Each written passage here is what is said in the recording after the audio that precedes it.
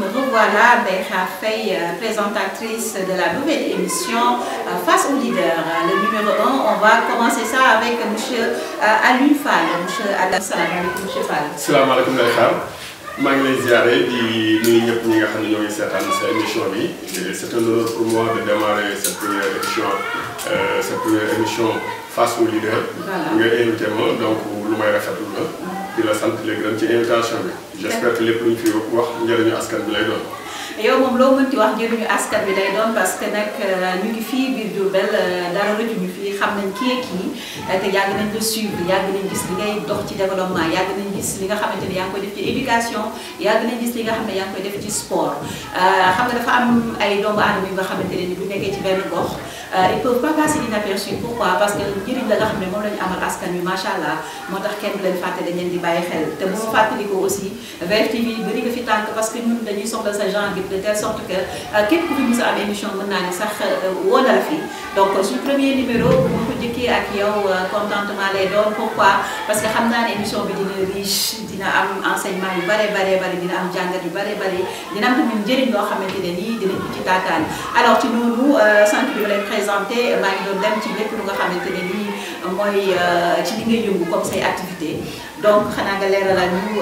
li nga xamante ne nii mooy l'association Sama Chance leeralal ñu li nga xamante ne nii mooy l'IDEN ak li nga xamante ne nii mooy le comité de pilotage de la GRISE. Merci beaucoup soxna Ndeye Khar GRISE moom foofu laay commencer parce que je suis un acteur de l'éducation jàngalekat laa. Au niveau du département de Mbacké bi nga xam ne foofu laa servir parce que maa ngi seen Gaïndé Fatma dafa am ay borom xam-xam mën nañu ko wax yu mus a tase ñu jàngat ñu waxtaan ku ci mel ni Assane Ndiaye grand prix du chef de l'État pour le meilleur enseignant. Inspecteur donc maa ngi lay wax léegi ñi nga xam ne ñoo ko sos muy le professeur Assane Ndiaye le secrétaire général de l'IEF Mamadou Ngom ak man mii ñu mus a waxtaan gis ni yëngu-yëngu yi ci wàllu njàng ak njàngale bëri na ñu gis également aussi gis nañ violence bi am au niveau des écoles. On a vu des professeurs agressés, on a vu accusations de viol, de ceci. On a vu également l'utilisation des réseaux sociaux. ñu ne war nañ am beneen taxawaay boo xam ne dañ koy taxaw en tant que éducateur ci lañ ne nag loolu nan la mën a nekkee ñu ne dañuy mettre ce qu'on appelle un cadre de réflexion. Cadre bi daf ñuy permettre ñu am ay sommité ay borom xam-xam yoo xam ne dañuy yëngu ci wàllu jàngale su ko defee ñuy daje di nas di nocci maanaam lépp lu xew ñu wax ci suñu avis def ay publication ci noonu lañ ko xalaatee bi ñu ko xalaatee nag ça a pris du temps parce que loo gis aussi on ne voulait pas aller dans l'informel ci noonu la ñuy xalaatee ba temps yële nag ñu woo benn daje au niveau de l'inspection donc ñooñu may wax ñëpp teewoon nañ fa plus inspecteur Omar Thiam ak yeneen suñu naataangoo ay jàngalekat ay directeur d'école ay enseignants arabes ñu yaatal ko daal ba ñëpp ñoo xam ne ñi ngi nekk au niveau du département de Mbacké affaire bu jàngale ñor leen le devenir de notre pays ñor leen ñu daal di fay toog ñu waxtaan bi ñu waxtaanee nag ñu ne il faut ñu formaliser ci la ñu waxtaan foofu ñu daj ne dañuy def benn thème. On a pris un thème qui c'était quelle stratégie pour l'éducation du demain ñu xalaat ni ak li ma wax léegi violence l'explosion du net l'utilisation des NTIC nan la ñu war a taxawee ban stratégie la ñu war a def pour mën a jariñ suñu askan ci la ñu invité ku ñu wax Charles Émile Ciss Charles c'était le directeur de la SOLD mu nekk koo xam ne jàngalekat yi dañ ko naw ci liggéey bu mu fa def mu nekk koo xam ni il a amélioré les conditions c'est un homme également sur le plan de la probité morale donc mu nekk ku ñu naw ci jikko ñu ne rek moom moo ñuy lancer suñu panel bi donc loolu on l'a fait au niveau de Mbacké. Donc développé ci thème bi donc loolu mooy GRISE daal cadre de réflexion la ñu bëgg nag di def ay publication waaw di suñu amee benn thème ñu bind ci dajoo après ñu publier ko ñu bëgg également di def ay atelier comme ni ma ko waxee di sensibiliser également lépp ci jëm ci wàllu affaire éducation loolu moo tax a jóg GRISE. Alors GRISE loolu moo ko tax a jóg léegi dañuy dem balaa ñuy dem sax ci Sama Chance dama bëggoon ñu wax ci démb li nga xam ne moo xewoon Mbacké xam naa ne que doo politicien waaye xam naa ne que mën nga cee wax loo xamante ne nii tey jii dinañu gën a mën a leeral li nga xamante ne nii ñu gën a posé wu la question à savoir démb Mbacké lan moo xewoon autorisation am na amul dañu forcé wala affaire bu ñàkkante bi ñu doon wax ak yooyu opération bi moo tàmbali wala nan la fa demee yow lan moo ci sa xalaat ci li xawoon démb Mbacké. Merci Ndeye Khar bala ma ci wax sama xalaat d'abord damay appeler à la raison il faut véritablement parce que comme tu l'as dit moi je suis un acteur de la société civile bokk naa ci juróom ñi nga xam ne bi ñuy def les assises nationales de la société civile ñi représenté région Diourbel ci laa bokk man ak madame Kane bi nekk SEDA ak AOSI ak Kassé bu Bambey donc ñun ñoo représenté woon Diourbel ci ñi nga xam ne dañ leen a ràññale ci société civile kon lu mën di xew war nañ ci am taxawaay ci taxawaay bi ci war a am nag mooy tëdd njaaxaay mooy aussi wax dëgg donc amul far pouvoir amul far opposition donc moo tax ma ne il faudrait appeler à la raison appeler à la raison mooy de part et d'autre ku ci ne nga calmer la situation mais calmer la situation aussi nañ ko commencé ni ko nit ñi di waxee ki nga xam ne moo yor yar bi di dóore aussi moom ki nga xam ne aussi moom la ñu jox toutes les responsabilités mu responsable de la sécurité des biens et des personnes que moom mooy am beneen tëralin beneen doxalin pour man ci moom laa ko xaar parce que par rapport ak situation bi nga xam ne am na Mbacké ak lu ñu ci mën di wax du ma dugg sax sur les questions de droit qui ont été soulevées mun nañ ci wax par rapport ak loi bi nit ñi évoqué la loi 74 par rapport à la loi 78 par rapport ak l'autorisation des manifestations publiques mun nañ ci wax ak des réunions mais li nga xam ni moom lañ ci gis mooy pourquoi je dis on peut appeler à la raison man dund naa benn situation boo xam ne maa ngi gis kenn di ko wax ci benn télévision une situation que j'ai vécue fii au niveau de Diourbel mos naa def une demande d'autorisation de marche mu am des éléments à compléter l'autorité administrative nous a appelé pour nous dire que lii ak lii manqué nañu compléter ko parce que kooku daf ci bëgg ñu dox jàmm donc il faut l'appeler ainsi parce que loolu man tamit lu may ñaaru je suis un agent de l'État mais nous avons vu que nous avons une administration très politisée mooy par rapport aux décisions am na yenn poste yoo fa soo fa nekkee daraja ji marta bi dayoo bi da nga koy mat sëkk tu ne dois pas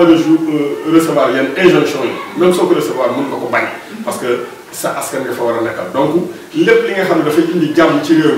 mi yëpp képp ku ci nekk nga nekk pouvoir nga nekk opposition nga nekk société civile wala nga nekk ci administration war nga ci taxaw ca nag Sénégal li nga xamoon ni moo nekkoon dooleem mooy notre administration qui était très républicaine je ne dis pas qu'elle ne l'est plus mais elle a tendance à devenir très politisée elle prend des décisions yoo xam ne injustifiées parce que comme ni ma wax léegi mënoon nañ appeler ba gérer la situation parce que ku xam ni foofu Mbacké ak Touba c'est devenu maintenant nan lañ ko waxee léegi waaw fu nar a tàng waaw foofu suñ ko gérer wul pour de feu la bon wax waaw donc suñu xefee rek mun na lu bëri mën na fa jógee alors que du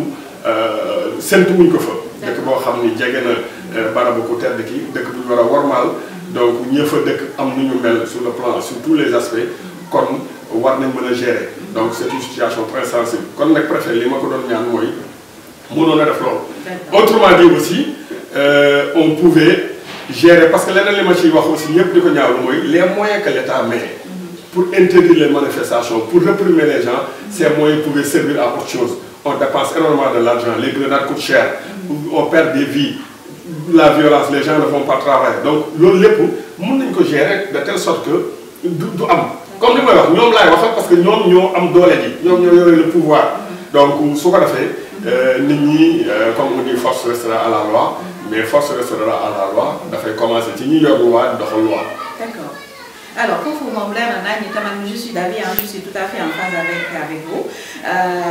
yéen a ko déggandoo li ci des rek mooy kenn ku ci nekk boo toogee wéet di nga xam ne que kat sama njëriñ fii la ne di nga xam ne kat lii moo jaadu waaye di nga xam ne kat lii mooy li nga xamante ne mooy moo may aar man aar sama njaboot kon nañuy xool li nga xamante ne nii ñun moo ñu njëkk a arrangé balaa ñuy xool li nga xam ne moo arrangé li nga xam ne mooy politiciens yi waaw bu ñu woowee ci jàmm ñu jóg bu ñu woowee ci leneen tamit ñu xool li nga xamante ne nii rek mooy di gën ndax xam nañ ay du yam ci bopp borom waaye rek comme li ñu wax rek lépp nañ ko teg ci digg bi lépp nañ ko teg ci yoon ku ci nekk am nga sa droit ku ci nekk tamit xam nga li nga xamante ne nii mooy sa wareef nga daal di koy teg ci yoon et je pense que bu ñu ko defee rek Sénégal dina jëm ci kanam. alors dinaa ñëw ci ministre de la femme bi nga xamante ne nii suñu sister la depuis Diourbel temps yi nomination yi macha allah tarkalla waaye balaa loolu dama lay laaj ci l'association Sama Chance nga wax ñu kañ ko créé ak objectif bi tax ngeen créé ko soo mënee sax jàll tuuti ci li nga xamante ne moo fay yow sa taxawaay ci biir association boobu ak difficulté yi nga xam ne yéen a koy rencontré. merci soxna Xaar dama ciy sawar parce que association Sama Chance c'est une association bu ñu créé en 2019 lañ ko sos. ñi ko sos nag ay xarit lañ ñu si bëri ñoo ngi Sénégal mais am na ñoo xam ne ñoo ngi bitim réew. parce que dafa am ci suñu biir aussi ñoo xam ne ay enseignants lañ comme man. ñoo xam ne ay activistes lañ. ñoo xam ne ay journalistes lañ ñoo xam ne ay entrepreneurs culturel lañ wala entrepreneuriat social parce que léegi commencé na xew. ñu si bëri tukki nañ gis nañ difficulté yi nga xam ni la diaspora sénégalaise dañ koy dund. gis nañ également que y a beaucoup de Sénégalais yoo xam ne par rapport aux conventions qui ont été signées par l'État du Sénégal wala par ñeneen ak ñeneen on a vu que dafa bëri ay expulsions de Sénégalais qui sont expulsés et très souvent leurs droits ne sont pas respectés. ñu gis si nag à travers les images au niveau de la télévision wala si réseaux sociaux yi suñuy ñëw da ngay gis dañ leen di mënoote suñuy ñëw du ñu respecter seen droit. ñi nekk si suñu biir comme je dis mu am ay activistes ak yooyu ay défenseurs des droits de l'homme on s'est dit que non c'est la constitution au-delà de la constitution aussi c'est la déclaration universelle des droits de l'homme qui a consacré la libre circulation des biens et des personnes. Donc ñoom moo wax nit ki am na droit dem fu ko neex donc migration dafa yàgg ci àdduna commencé wul ak les Sénégalais mais mun nañ ko sori dans l'histoire de l'humanité. Donc les gens ont toujours éprouvé le besoin di dem di ñëw donc on l'a dit donc suñu demee ba xam ne au niveau de l'Europe ñu gis ne am nañ ay difficultés ñu bëgg génne Sénégalais wala africains yi sans pour autant respecter ses droits. Donc ñun daf ñuy heurter daf ñuy naqari. C'est pour cela qu'on s'est dit qu'on va mettre en place cette association là ñu def ci li ñu ci war a def en tant que dénonciation. Mais on s'est dit que aussi il est très bon dénoncer baax na wax ni lii doxul mais il faut apporter aussi des solutions parce que foofu la toll. Et dans ce cadre là on s'est dit que ok qu'est-ce qu'on peut faire pour régler ce problème régler ce problème parce que migration le complexe la très complexe. Donc ñu ne léegi lan la ñu mën a def on a dit que la première chose à faire on a vu que migrants yi ñibbi si dañuy am ay difficultés dañ leen di wàcce aéroport amuñu fu ñu jëm wala boog am nañ kersa dellu seen kër. problème de réinsertion wax problème de réinsertion. D'abord sax avant la réinsertion bi ci jiitu mooy problème d'accueil parce que accueil écoute tu vas vers la réinsertion tu vas vers la réintégration on s'est dit que non ok ku ci ñëwati soo ñu wooyee ñun dinañ la jëli aéroport ak suñu oto dinañ la yóbbu kër bi nga xam ni mooy à Ouest Foire. Dalal Jàmm. moo tax ñu tuddee ko Dalal Jàmm. waaw tu as la possibilité d'être logé là-bas pendant 15 jours yoo xam ne ñoo lay jox lekk ñoo lay jox naan. Maintenant ak notre réseau de partenariat parce que nous avons noué des partenariats avec des structures qui sont là avec l'Office français de l'immigration avec la GIZ qui est le bras de la coopération allemande. ñu xool nag nan la ñuy def pour jàppale la pour la réinsertion mais avant ñuy wax réinsertion économique il y a la réinsertion sociale donc ñun c'est ça qu'on prend en compte nit ki su ñëwee am possibilité nga dalal ko mu am kër bu mu dëkk pendant 15 jours di fa tëdd di fa lekke di fa naane et yamuñu ci loolu on a vu également que bëri na ñoo xam ne dañuy jógee Europe dañu am traumatisme et pourquoi traumatisme boobu parce que on a vu que conditions yi ñu leen fay jëlee dafa métti démb ki ma ci mujj dalal il a fait 18 ans. Je ne pas un jour 18 ans en Allemagne il a une femme des enfants là-bas nee na dafa xëy rek ñu jàpp ko fekk ko foofu mënote ko expulsé ko am na nag quand même benn procédure bu ñu expliqué jotoon na sommation mu dem tribunal ñu ne ko tu as la possibilité de rester 1 an mu dem à tribunal tu as la possibilité 6 mois et cetera mu am procédure mais procédure bi jeexul ñu fekk ko këram noonu lañ ko meere indi ko nee na ma carte gabam carte train ciseau lañ jël daggate donc dañ naan ko xaalis bi nga liggéeyoon xaalisu allemand yi la foofu la war a des. donc il n'a pas le droit c'est extrêmement compliqué. donc je pense que yéen seen devoir mooy ngeen mener des enquêtes approfondies. absolument c'est-à-dire que foog mu am benn je veux dire collaboration soit wala foog mu am pour parler wala loo xamante ne diggante Sénégal ak Allemagne dina ci am ñoo xam ne dañuy nekk ci diggante bi ay intérimaires dox ci ay tànk yuy tax ñu mën a xam kooku alalam loolu nga xamante ne nii tey saisir nañ ko nan day mën a def ba jot ci parce que nag moom ko liggéey waa qu'on puisse dire. absolument donc booy xool sax dagguma la. mais ci loolu ci laa ñëwee ci perspective yi nga xamante ne nii ça s'offre à eux. c'est-à-dire fi mu toll nii bu ngeen leen dalalee et tout ça. dafa am leneen lu nga xam ne moom la ñuy séntu ci yéen pour ngeen jàppale leen pour mën a dem ci kanam. Merci beaucoup Ndeye Khane, tu as bien compris parce que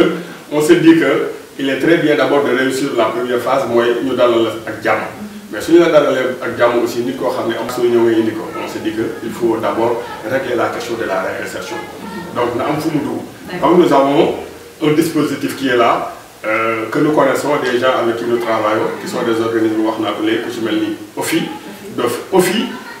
dafay jàppale migrants yi nga xam ne de retour donc Allemagne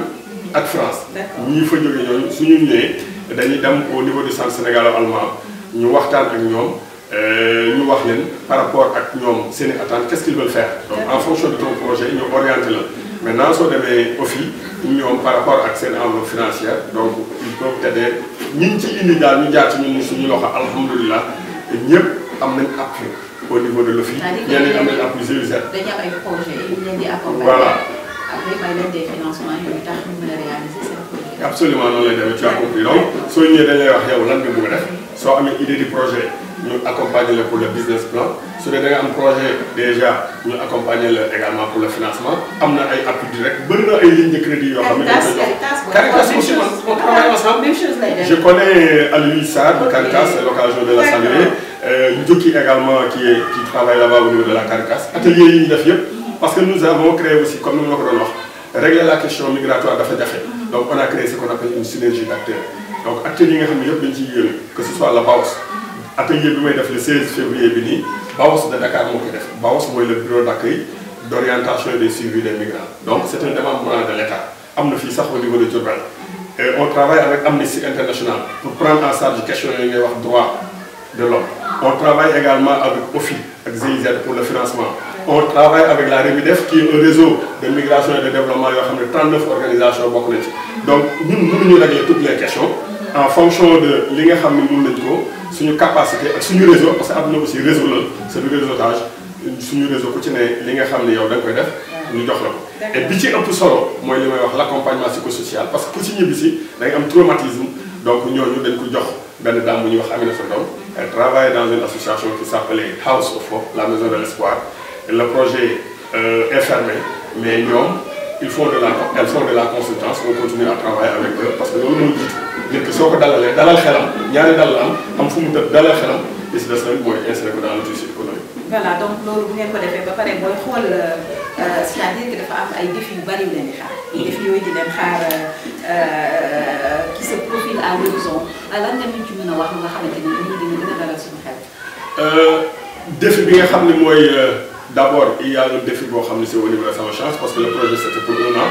projet pilote la donc dañ doon essayer avec la bailleur qu'est-ce que ça va donner on a fait 1 an mois bi lay jeex malheureusement on va faire les rapports on va aussi plaider au niveau des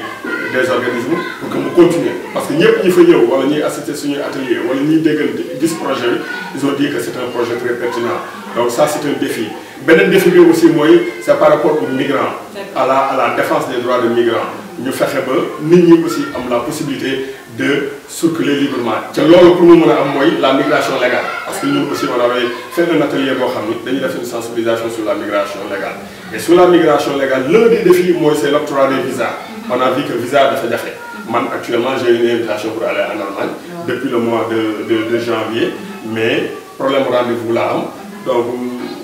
boo duggee ci site bi ñu ne rendez-vous waaw non rendez-vous yi c'est et cetera donc waaw dafay yaatu waaw dans 3 mois ensuite soo ñëwee également c'est pas du tic au tac donc waaw c'est pas automatique donc ça c'est moins grave pour ñun ñi nga xam ne jot nañ voyage wala ñi nga xam ne ñun suñu dëkk moo ñu gën a ñor mais li nga xam ne moo ci ëpp solo aussi mooy frais yi nga xam ne aussi dañ koy def on fait payer beaucoup d'argent aux Sénégalais qui ont envie de voyager donc loolu dañuy def un plaidoyer au niveau de l'État au niveau du ministère des Affaires étrangères ñu wax avec les consulats ñoom ñu répercuter ko au niveau de leur pays que ñu yombal nit ñi dem suñu bëggee lutter contre la migration irrégulière c'est la seule solution waaw nit ñi moom kenn mënu leen tere tukki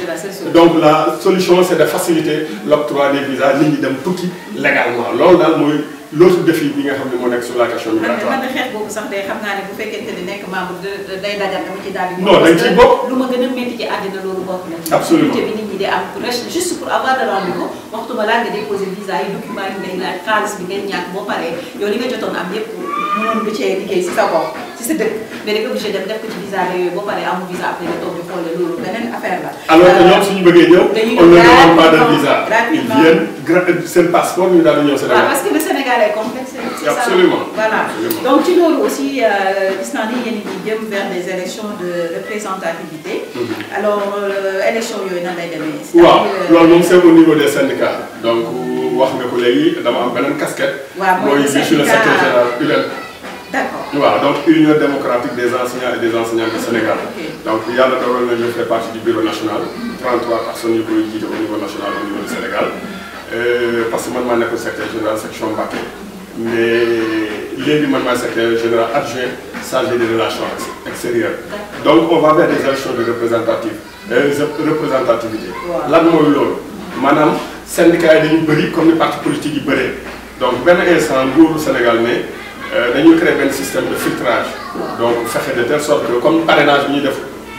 si système politique bi pour wàññi le nombre de candidats ils ont dit que 42 syndicats mënuñu toog ak ñoom di négocier am na syndicats yoo xam ne amuñu poids électoral boobu ils n'ont pas assez de militants c'est juste des syndicats comme on dit si parti politique yi des syndicats de télécentre donc qu'est-ce qu'il faudrait faire de voir seen poids électoral ci la ñuy def ay élections de représentativité loolu la ñuy wax G7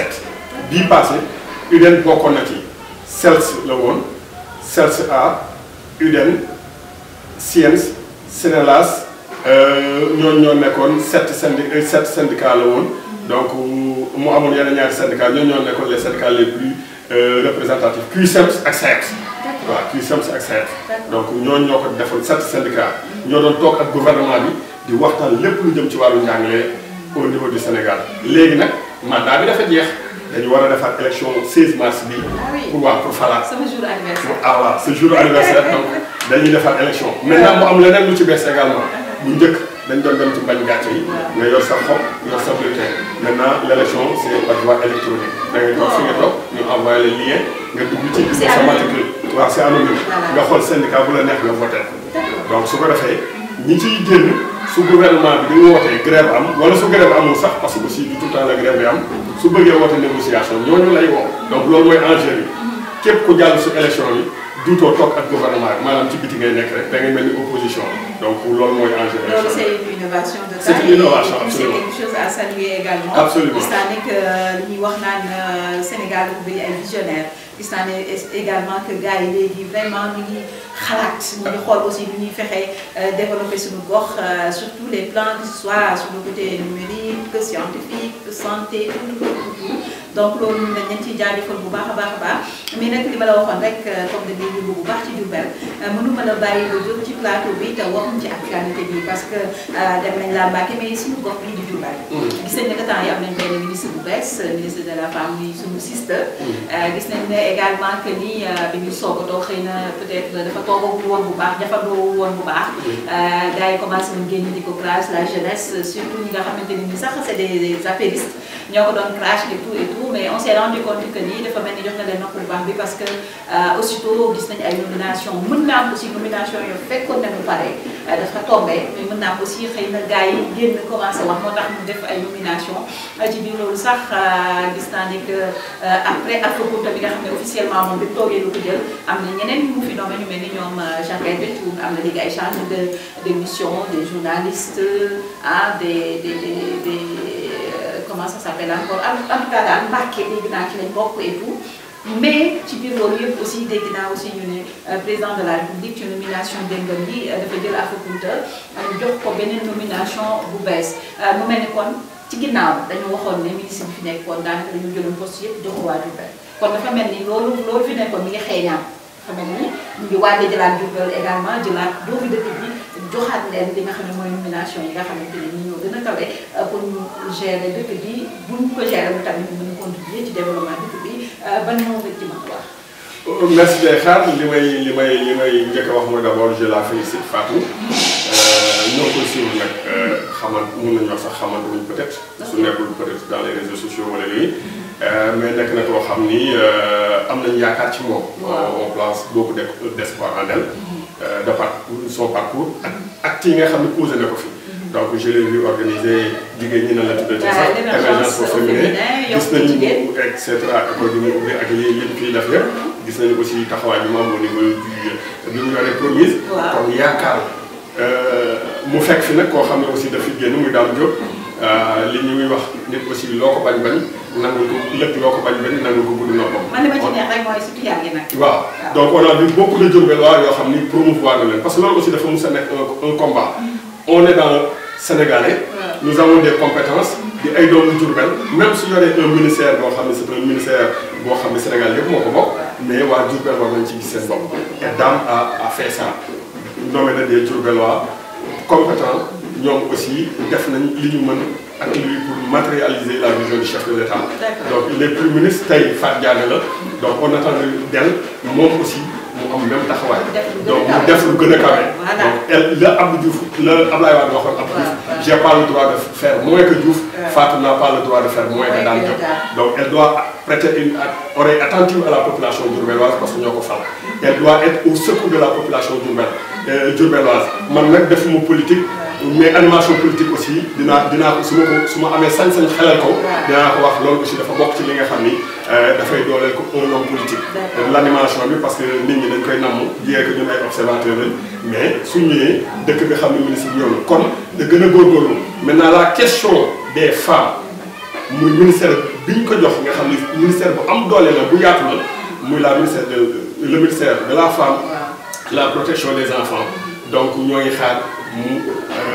jéegoom ak taxawaayam mu taxaw fa taxawaay bu am doole que les attentes des populations de Diourbel ne soient pas déçues que également que la vision les attentes du chef de l'État soient matérialisées en tout cas ñoo koy ñaanal jàmm di ko wax na bàyyi nopp waa Diourbel c'est important parce que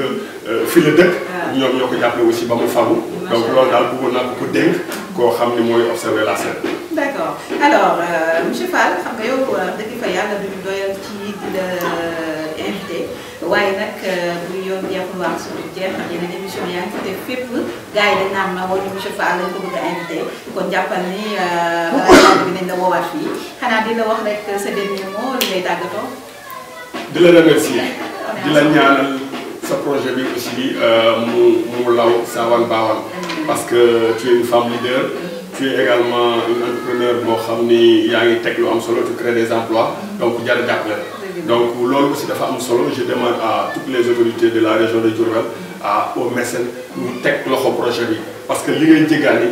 ñun bëri na du mën a jàppale la c'est pas day xaar parce que mun nga demal sa bopp mais jàppale la c'est jàppale les jeunes ton caméraman jàppale la c'est jàppale ton preneur de son jàppale la mooy également jàppale Diourbel parce que da ngay fay courant da ngay fay ndox et cetera donc loolu nekk na lu ma bëggoon a lancer di gërëm ñëpp di sant ñëpp lépp lu ci juum nag ñu jéggal ma ko xam ne nit ko matul la mais sama yéene mooy ñëw wax ak yéen xam-xam wax ak yéen xalaat bu sell pour le développement de Diourbel. li may tàmm di wax rek ne leen tere ndox bi doxalu ko ndox kese taxul mu ndox donc moom la monsieur Fall daal di feddali appel boobu nag ñëpp yàgg nañ ko wax ñëpp yàgg nañ ko jooy kenn mësuñu cee fekk si waaye nag ñu ngi jàpp ak ñu jàpp ci yàlla rek suñu rek jàpp suñu gëm-gëm jiital ñi nga xam ne ñi rek mooy jub yam ci ñi nga xam ne fa la suñu doole yam tamit lu ñu am rek bokk population bi ci noonu laay daal di jeexalee le premier numéro de l'émission Face aux leaders di remercier sama caméraman Modou Thiam di remercier l'équipe de la VF TV di remercier l'équipe qui est en Guinée actuellement en tournée muy l'équipe de la VF TV di Yankoba ak DJ Gagne di wax rek ne équipe VF TV yéen ñëpp seen nuyoo mi ngi noonu Cheikh Fassi yow ak man gis naa nuyoo bi teg ci seen loxo di leen wax ne xanaa ngeen daal di kocc numéro bi incha allah rabi ndax yi ñëw mooy dàq à très bien.